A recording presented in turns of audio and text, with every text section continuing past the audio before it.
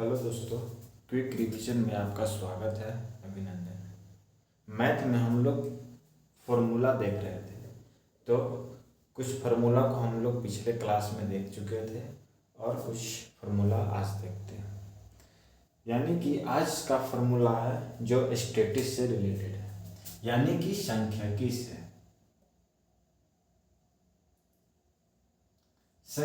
से रिलेटेड है, जिसका इंग्लिश होता है स्टैटिक्स।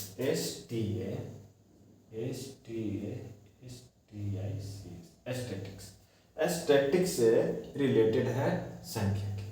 तो सांख्यिकी में क्या क्या आता है? सांख्यिकी में एक आता है रेंज, RANG, जिसे कहते हैं परास, जिसे इंग्लिश में कहते हैं रेंज, हिंदी में कहते हैं परास, या इसी को कहते हैं परिसर। तो रेंज क्या होता है? रेंज होता है उच्च सीमा माइनस निम्न सीमा। उच्च सीमा माइनस निम्न सीमा होता है क्या? तो परिसर या परास। एक होता है वर्ग चिन्ह। वर्ग चिन्ह को क्या कहते हैं? वर्ग चिन्ह को क्या कहते हैं? क्लास मार्क कहते हैं। ठीक है, क्लास मार्क। तो वर्ग चिन्ह है क्लास मार्क। क्लास मार्क बराबर क्या होता है? उच्च सीमा प्लस निम्न सीमा बाई 2 होता है। ठीक, उच्च सीमा प्लस निम्न सीमा बाई 2। अगर इसको इंग्लिश में, उस सीमा को इंग्लिश में कहते हैं अपर लिमिट। निम्न सीमा को इंग्लिश में कहते हैं लोअर लिमिट। तो वर्ग चिन्ह परिसर बराबर हो गया उच्च सीमा माइनस निम्न सीमा, और उच्च वर्ग चिन्ह यानी क्लास मार्क बराबर हो गया उच्च सीमा प्लस निम्न सीमा बाई 2। अब आते हैं माध्य बराबर क्या होता है? माध्य हो गया मीन। माध्य हो गया क्या? मीन। तो मीन बराबर क्या होता है? सभी प्रेक्षणों की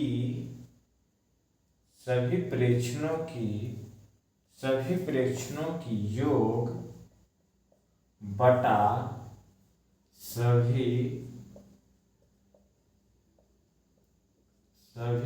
प्रेक्षणों की संख्या, यानी कि सभी प्रेक्षणों की योग बटा सभी प्रेक्षणों की संख्या। इसका मतलब योग हो गया सिग्मा का मतलब हो गया योग, sigma fx by sigma f, इसी को माध्य कहते हैं। माध्य बराबर सभी प्रेक्षणों की योग बटा सभी प्रेक्षणों की संख्या। ठीक है, ये माध्य हो गया। एक होता है बहुलक।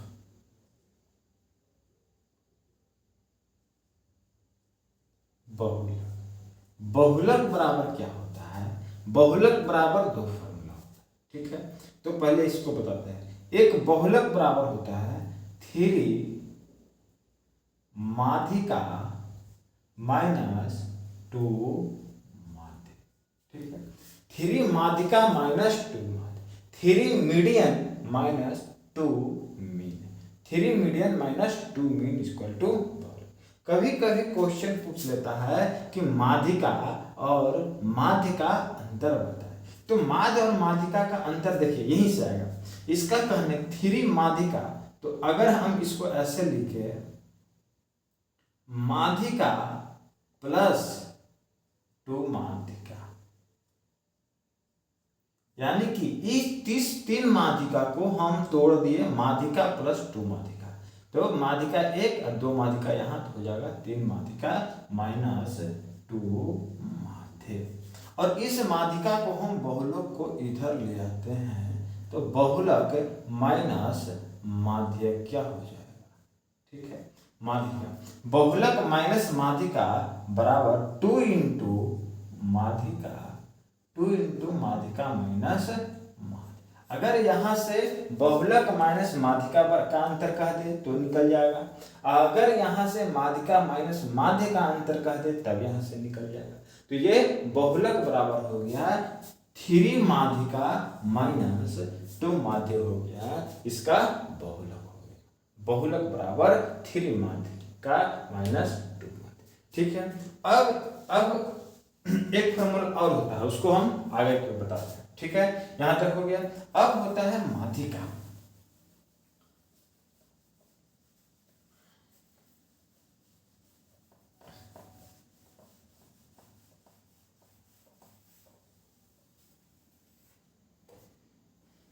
माध्यिका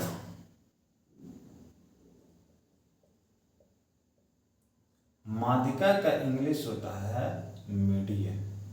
ठीक है, मीडियन बराबर क्या होता है, n प्लस 1/2।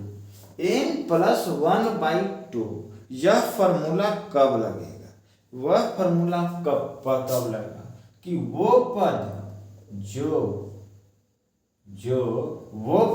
जो कैसा है, तो इवन नंबर है, इवन नंबर है। जैसे कि अगर 2 4 5 6 और 7 और 8, 1 2 3 4 5 6, जैसे कि ये क्या हो गया, ये मेरा इवन नंबर में। तो अगर माध्यिका निकालना है तो हमें बीच वाला ढूंढना पड़ेगा। कहने का मतलब हुआ कि 2 4 5 6 7 8। सबसे पहले क्या करते हैं, अगर माध्यिका निकालना रहता है तो सबसे पहले हम बढ़ते क्रम में सजा देते हैं, जैसे 2 4 5 6 7, और इसका बीच वाला, तो अगर संख्या कितना 1 2 3 4 5 6 है, तो 6 प्लस 1 हो जाएगा, यानी कि 7। 6 प्लस 1/2 यानी कि 7। तो 7 के बाद कितना आ जाएगा, 3.5। 3.5 अगर आ जाएगा तो कहने का मतलब हुआ इवन रहेगा, तब वो पद जो स्थिर है। ठीक है, यानी कि यहाँ वाला पद बीच वाला पद हो जाएगा। तो कहने का मतलब हो जाएगा कि बीच वाला पद यानी कि 3 इधर से 3 इधर से, ये दोनों को जोड़कर 5 प्लस 6 5 11 यानी कि 5.5 ये हो जाएगा आंसर इसका। ठीक है, अगर यही इवन ऑड में रहे, यानी कि 2 4 5 6 और 7 में, तो बीच वाला हो जाता है जब ऑड रहे तब, जब ऑड रहे तब बीच वाला हो जाता है, बीच वाला इसका मीडियन हो जाता है, बीच वाला इसका मीडियन हो जाता है, यानी कि 5 हो जाएगा इसका आंसर। मीडियन अगर इवन नंबर में रहेगा तो बीच वाला को दोनों को जोड़ करके 2 से डिवाइड हो, अगर ऑड में रहेगा तो जो बीच वाला आएगा वही हो जाएगा क्या, इसका मीडियन हो जाएगा, इसका मीडियन हो जाएगा। अब देखते हैं नेक्स्ट। एक और माध्यिका बराबर होता है, एक और माध्यिका बराबर होता है L plus n/2 minus C बटा F इंटू हाइट। L क्या है तो लोअर लिमिट, F क्या है तो फ्रीक्वेंसी, N क्या है सभी का जोड़, C क्या है क्लासिफिकेशन, और H क्या है तो इसका अंतर। जैसे कि अगर कैसे इसको पता करें, जैसे कि लोअर लिमिट और अपर लिमिट। ठीक है, लोअर लिमिट अपर लिमिट दिया हुआ है और फ्रीक्वेंसी दिया हुआ है, यानी कि बारंबारता दिया हुआ है। ये है लोअर लिमिट, ये है फ्रीक्वेंसी और ये है क्लास मार्क। ठीक है, क्लास। तो अगर 0 से 10, फिर 10 से 20, फिर 20 से 30, फिर 30 से 40, इसी तरह से 30 से 40 और एक और ले लेते हैं जो है 40 से 50। ठीक है, अब इसका ये है लोअर लिमिट, ये है अपर लिमिट, यानी कि लोअर लिमिट और अपर लिमिट जा रहा है। ठीक है, लोअर लिमिट अपर लिमिट, और ये है फ्रीक्वेंसी। तो फ्रीक्वेंसी को अगर हम लोग लिख सकते हैं तो यहाँ पर लिख सकते हैं 3 4 5, 3 4 5 हो गया, यहाँ 8 4 3, ठीक है। इस टाइप से ये क्या हो गया, इसकी बारंबारता हो गई, इसकी बारंबारता हो गई। अब यहाँ से क्लासिफिकेशन बारंबारता, ठीक है। क्लास यहाँ से हो जाएगा क्या, क्लास बारंबारता, यानी कि वर्ग बारंबारता। वर्ग बारंबारता जैसे क्या हो जाएगा, 3 हो जाएगा, 3 हो जाएगा, और फिर 5 3 8 यहाँ जोड़ करके होता है, ठीक है। तो यहाँ 3, यहाँ 4 और 3 7, यहाँ 8 और 4 12, 8 4 12 हो गया, 8 4 12 यहाँ भी हो जाएगा, यहाँ डबल हो गया, यहाँ पर ले लेते हैं कितना, 5 ले लेते हैं, 5 तो हो जाएगा कितना 13, और यहाँ पर ले लेते हैं 7, तो यहाँ पर कितना हो जाएगा 13 4 3 4 और 3 7 8 4 7 7 14 15, यहाँ 15 और 5 20, 15 5 20 7 27, ठीक है। यहाँ से ये जुट जाएगा, ये 27 हो जाएगा। तो ये हो गया ज़्यादा, ये बारंबारता यानी कि ये फ्रीक्वेंसी हो गया, और ये क्या हो गया, तो ये मेरा क्लास हो जाएगा, क्लास एफ हो जाएगा। उसके बाद इससे पहले वाला ई जो होगा वह सी हो जाएगा। उसके बाद हाइट कितना हो जाएगा, तो lower limit upper limit minus lower limit निकालेंगे, तब जाकर के हाइट निकल जाएगा 20 माइनस 10 यानी कि 10 हो जाएगा। और ये फ्रीक्वेंसी हो गया। एन कितना हो गया, एन हो गया 27, ये हो गया एन। यहाँ से इस टाइप से दिया हुआ रहेगा, आपको निकालना पड़ेगा और यहाँ पर इस फार्मूला का उपयोग करना पड़ेगा, ठीक है। अब एक होता है बहुलक, एक होता है बहुलक।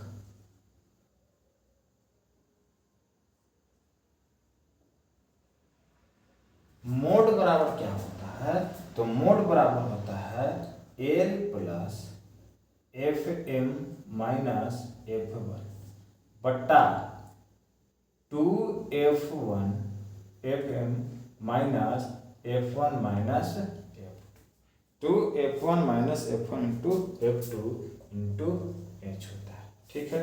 F1 minus F2। अब यहाँ L क्या है, तो लोअर लिमिट, F क्या है, फ्रीक्वेंसी का लिमिट, F1 पहले वाला फ्रीक्वेंसी के पहले वाला, F2 फ्रीक्वेंसी के बाद वाला, और हाइट लोअर लिमिट। जैसे इसमें भी उसी टाइप से वर्ग अंतराल, वर्ग अंतराल एक होगा और एक होगा बारंबारता। एक वर्ग अंतराल और एक हो जाएगा बारंबारता। वर्ग अंतराल यानी कि लोअर लिमिट अपर लिमिट, बारंबारता फ्रीक्वेंसी।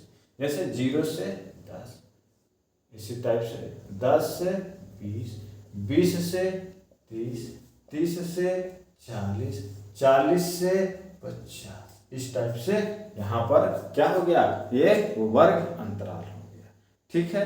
और मान लिया कि 3 है, ये 16 है, ये 3 हो गया 16 हो गया, फिर ये 26 हो गया, उसके बाद ले लेते हैं 31, उसके बाद ले लेते हैं 16, और उसके बाद एक और अगर हम लेना चाहेंगे तो आगे ले सकते हैं, ठीक है। इसका कहने का मतलब हो गया कि जो ये हो गया सबसे ज्यादा हो गया, ये सबसे ज्यादा हो गया बारंबारता, तो सबसे ज्यादा हो गया यानी कि बहुलक हो गया, ये मोड क्लास हो गया, बहुलक हो गया, यह बहुलक हो गया।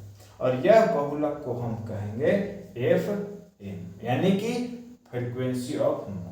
तो फ्रीक्वेंसी ऑफ मोड, इससे पहले वाला F1, इसके बाद वाला F2, और जो हाइट हो जाएगा वो U अपर limit minus lower limit 20 minus 10 यानी कि 10 हाइट। अब इसका जो लोअर लिमिट होगा यानी कि बहुलक वर्ग का लोअर लिमिट 20 है, तो ये हो जाएगा L यानी कि लोअर लिमिट। तो यहाँ से इस टाइप से निकाल करके यहाँ से हम बहुलक को निकाल सकते हैं। तो बहुलक बराबर यहाँ से हम निकाल सकते हैं। उसके बाद एक आता है विचरण।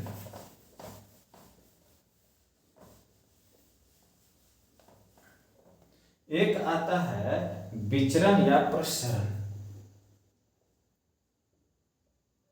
विचरण या प्रसरण, विचरण या प्रसरण, जिसको कहते हैं इंग्लिश में वेरिएंस। वेरिएंस, तो विचरण और प्रसरण वेरिएंस के बराबर क्या होता है? N square. एन स्क्वायर तो होता है, लेकिन अकॉर्डिंग टू किसके अनुसार? अकॉर्डिंग टू माध्य, यानी कि मीन के अनुसार। अकॉर्डिंग टू मीन के अनुसार ये होता है। एक फॉर्मूला और होता है विस्तार गुणांक। विस्तार गुणांक, विस्तार गुणांक एक होता है और एक होता है, या इसी को कहते हैं प्रसार गुणांक। विस्तार गुणांक या प्रसार गुणांक इसी को कहते हैं।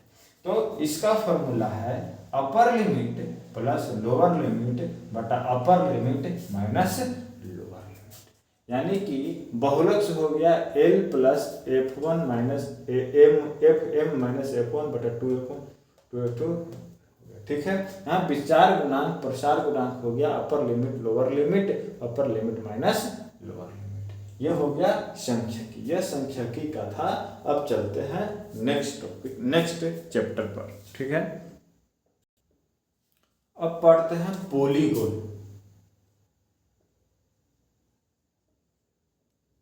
यानी कि बहुभुज। बहुभुज पर सबसे पहले ये देखते हैं कि सबसे छोटा बहुभुज किसका होता है? सबसे छोटा बहुभुज, तो सबसे छोटा बहुभुज होता है त्रिभुज, यानी कि ट्रायंगल में। ट्रायंगल में मध्य नहीं है, 3 एंगल होता है। ठीक है, त्रिभुज में कहेगा कि सबसे बड़ा बहुभुज, सबसे बड़ा बहुभुज होता है किसका? तो वृत्त का होता है। यहाँ इन्फिनिटिव होता है। ठीक है, इन्फिनिटिव होता है। यहाँ बहुभुज, भुजा की संख्या कितना? 1 2 3 है यहाँ भुजा की संख्या। यहाँ सबसे बड़ा बहुभुज है वृत्त होता है। ठीक है, अगर मान लिया जाए कि अंतः कोणों का योग, यानी कि अंतः कोण मतलब इंटीरियर एंगल,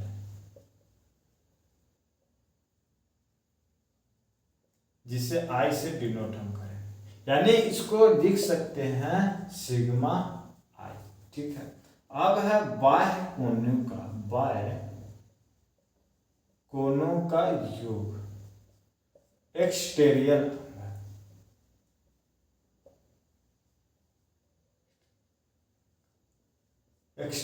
एंगल, जिसको डिनोट करेंगे हम लोग ई से, यानी कि इसको लिख सकते हैं सिग्मा ई। तो यहां से अंतः कोणों का योग और बाह्य कोणों का योग, तो हम यहां से बहिष्य कोण कहें या बाह्य कोणों का योग, तो बाह्य कोणों का योग, बाह्य कोणों का योग कितना होता है? 360 डिग्री। बाह्य कोणों का योग 360 डिग्री। लेकिन सभी बाह्य कोणों का योग, सभी बाह्य कोणों का योग क्या होगा? सभी बहिष्य कोण कहिए, चाहे सभी बाह्य कोण, इसी को बहिष्य कोण, इसी को बहिष्य कोण कहेगा। तो 360 बटा n हो जाएगा। n कहने का मतलब है, n क्या है? तो n भुजा है।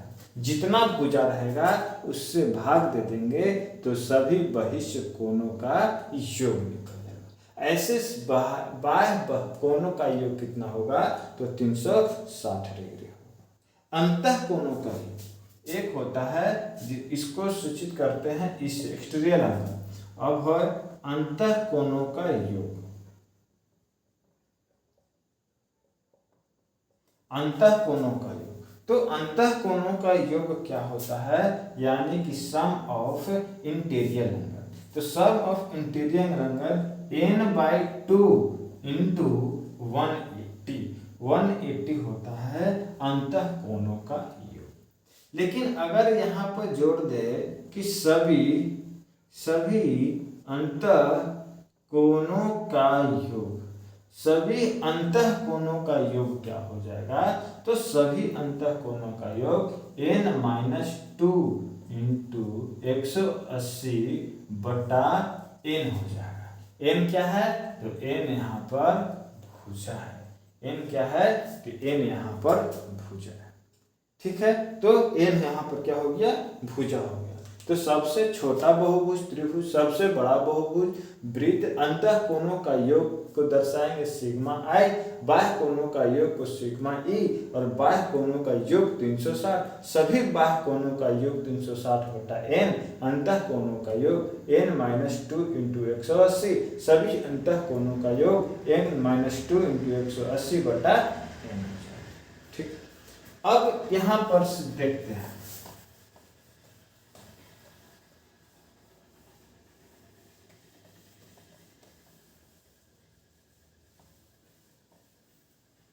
अब यहाँ पर क्या है, अगर interior angle plus exterior angle का मान 180, यानी कि अंतः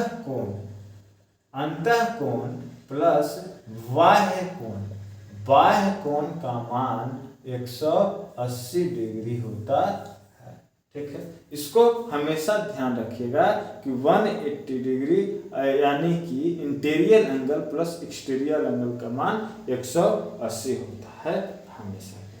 ठीक है, अब विकर्ण निकालते हैं कि डायगोनल कैसे निकालेंगे। अगर बहुभुज का विकर्ण, यहाँ पर बहुभुज का विकर्ण दिया हुआ है, तो यानी कि डायगोनल कैसे निकालें, तो डायगोनल इसका निकालने के लिए फॉर्मूला है n इंटू n-3/2। n क्या है, तो n बराबर है भुजा। जितना भुजा की संख्या रहेगा उतना यहाँ से गुना n- यानी कि भुजा इंटू भुजा -3/2, यहाँ से क्या निकल जाएगा, तो डायगोनल निकल जाएगा। तो ये क्या था, तो पॉलीगॉन था, यानी कि बहुभुज। ठीक है, अब देखते हैं नेक्स्ट टॉपिक। अब देखते हैं एपी और जीपी।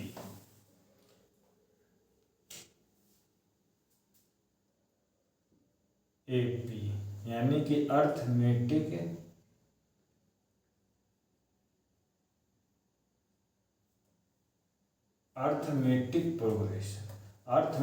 प्रोग्रेशन माने कि समानांतर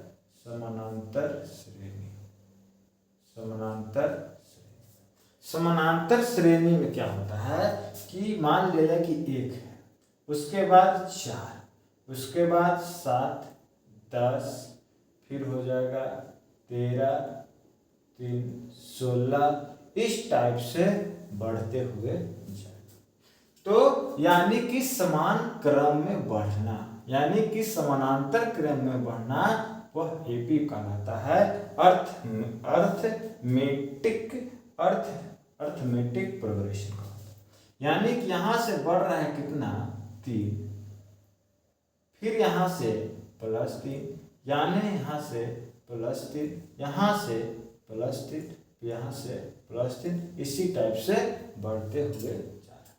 तो ये जो बढ़ रहा है इसको हम कहेंगे डी, यानी कि कॉमन डिफरेंट कहेंगे इसको, क्योंकि यहाँ पे कॉमन बढ़ रहा है इसीलिए कॉमन डिफरेंट कहेंगे। और जो ये फर्स्ट टर्म है इसे ए से डिनोट करेंगे, जिसका नाम होगा फर्स्ट टर्म। इसी तरह से मान लिया जाए कि फर्स्ट टर्म को ए मान लिए, ठीक है, तो यहाँ पर क्या हो जाएगा, यहाँ पर अगर इसको हम माने हैं फर्स्ट टर्म, और फर्स्ट टर्म में अगर यहाँ ये ए है तो ए प्लस डी, क्योंकि d कॉमन डिफरेंट है। अगर d को एक में जोड़ देंगे तो हमें e आ जाएगा।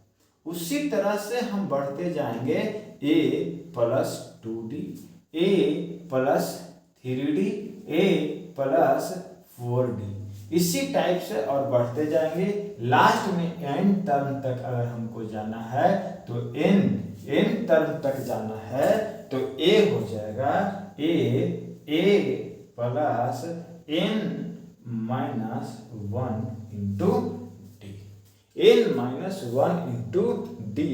जाके हम लास्ट टर्म तक जाएंगे तो हम यहीं पर पहुंच जाएंगे, यानी कि लास्ट टर्म तक इंफिनिटी तक हम जाएंगे।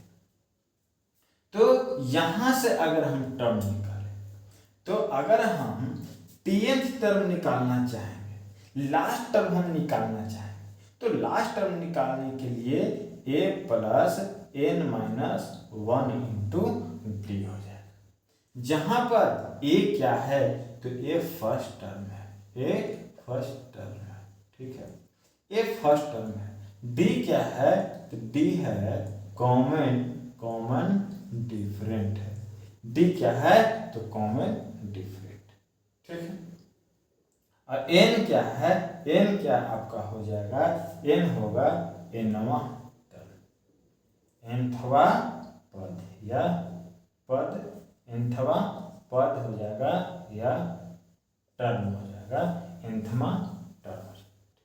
अगर मान लिया जाए कि हमको कॉमन डिफरेंट निकालना है, यानी कि CD, यानी कि कॉमन डिफरेंट, सार्व अंतर, जिसको हिंदी में कहते हैं सार्व अंतर।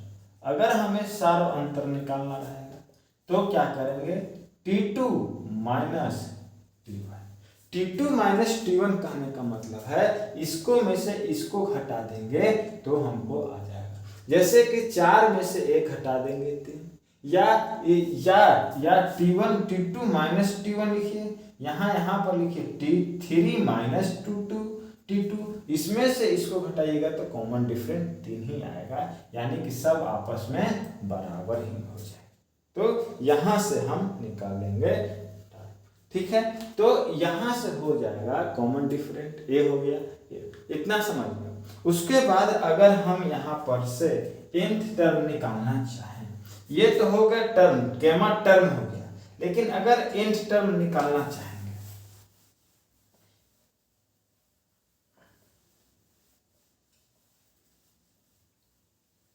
अगर हम यहाँ से nth टर्म निकालना चाहेंगे, ठीक है, nthवां टर्म निकालना चाहेंगे, ठीक है, तो n टर्म निकालने के लिए कितना हमको संख्या है वह निकालने के लिए लास्ट माइनस फर्स्ट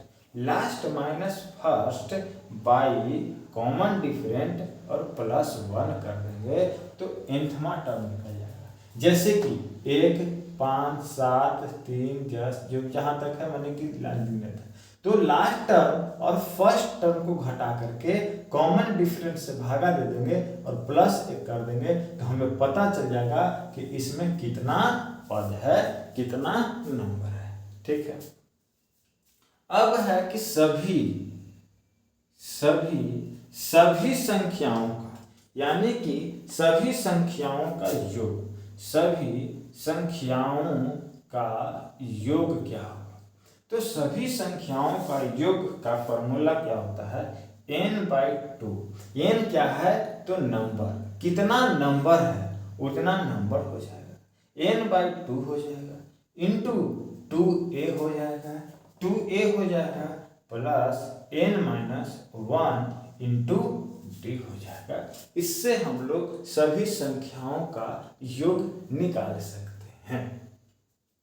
उसके बाद एक और फॉर्मूला इसका यूज करेंगे, क्या फॉर्मूला यूज करेंगे तो n/2, और इसी को हम लोग लिख सकते हैं क्या, first term plus last term, direct हमको दे देगा इतना का निकल गया। तो फर्स्ट टर्म लास्ट टर्म निकाल करके इसे 2 से डिवाइड कर देंगे तो हमें यहाँ से डायरेक्ट निकल सकता है सभी संख्याओं का योग, ठीक है। यह हो गया एपी। एक होता है जीपी, ठीक है, इसका होता है गुणोत्तर श्रेणी। गुणोत्तर श्रेणी यानी कि ज्योमेट्रिक प्रोग्रेशन। इसका कैसे रहता है, इसका ए आर रहेगा, गुणा में यह बढ़ते जाएगा, गुणा में ए हो जाएगा, ए आर हो जाएगा, A R square, A R Q, A R 4, इसी टाइप से बढ़ते बढ़ते ए आर के पावर n माइनस 1 हो जाता है, ए के पावर n माइनस 1 के पावर n। तो ये जो नंबर है वह टीएनथ नंबर है। टीएनथ नंबर ए आर के पावर n माइनस 1 हो जाएगा टीएनथ नंबर, ठीक है।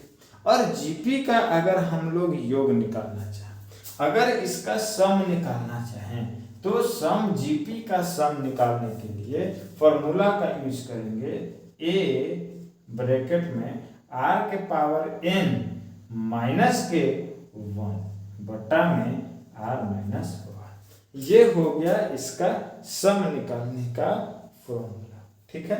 ये सम निकालने का फॉर्मूला हो गया किसका, तो गुणोत्तर श्रेणी का, यानी कि समांतर श्रेणी और गुणोत्तर श्रेणी, ठीक है। इसका n 3वां टर्म ऐसे निकलेगा और इसका सम ऐसे निकल जाएगा। जहां पर a क्या है तो फर्स्ट टर्म, r क्या है तो r इसका क्या है, गुणोत्तर श्रेणी का हो गया, और फिर n क्या है तो टर्म है, और एक है संख्या जो है n होगी, ठीक है।